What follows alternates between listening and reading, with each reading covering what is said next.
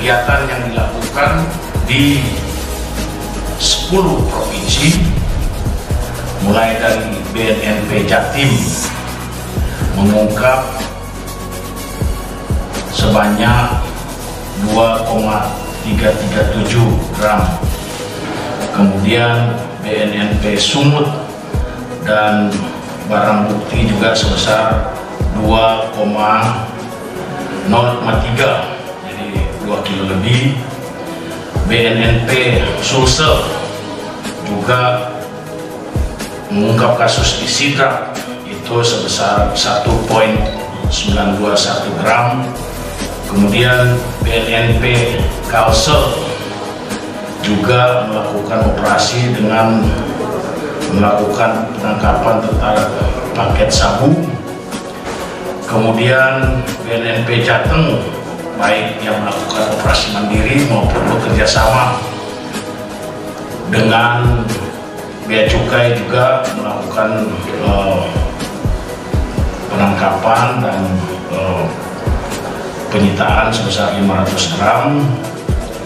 Kemudian BNNP Sulawesi Tengah yang kalau minggu yang sebelumnya melakukan operasi juga, mereka juga melakukan operasi dengan menangkap ada tersangka, dan di antara tersangka situ 4 ada 1 PNS dengan 7 paket sabu. Kemudian BNNP Papua mengungkap kasus juga di Pantai Engros pada tanggal 23 Januari. Kemudian BNNP Banten juga jaringan Aceh Banten dari menyita 8 bungkus dengan berat total sekitar 1 kilo. Kemudian BNNP Sulbar mengungkap juga di Kabupaten Majene dengan barang bukti sabu dan 2 tersangka.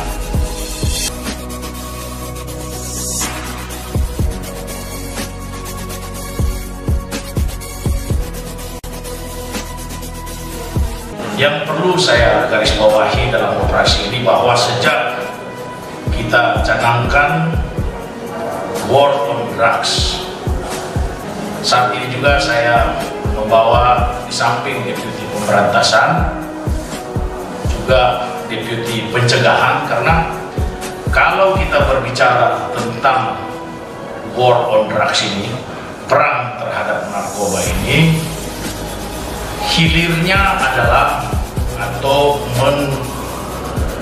mengeliminir daripada demand-nya adalah dengan memutus supply-nya. Perlu saya sampaikan kenapa kita harus lakukan ini secara terintegrasi. Bagaimana mulai dari hulu sampai hilir, bahkan kita juga melakukan rehabilitasi. Jadi genderang perang telah ditabuh dan kita akan terus melaksanakan program war on drugs. Terima kasih. Mengapa adanya desa bersih narkoba ini?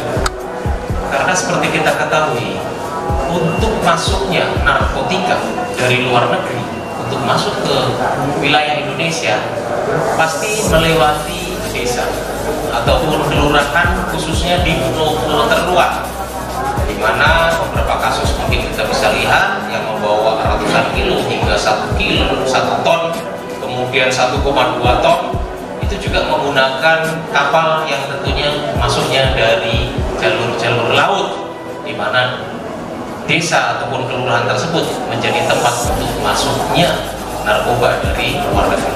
Ya, kami dalam mendukung war on drugs dari pemberdayaan masyarakat, kita memiliki 654 kawasan rawan yang sudah kita datakan, kita petakan, dengan kita mengkategorikan daerah-daerahnya itu menjadi dari daerah aman, siaga, waspada, dan bahaya.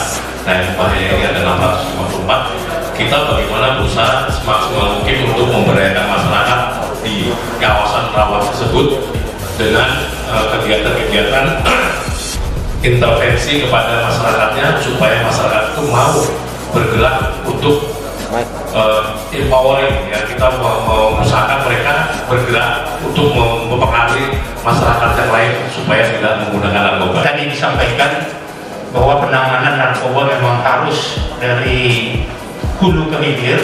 Kalau tadi disampaikan oleh Deputi Pencegahan dan Deputi Pemberdayaan Masyarakat, bagaimana kita harus menangani di hulunya, terutama untuk melakukan langkah-langkah supaya masyarakat kita tidak lagi menggunakan.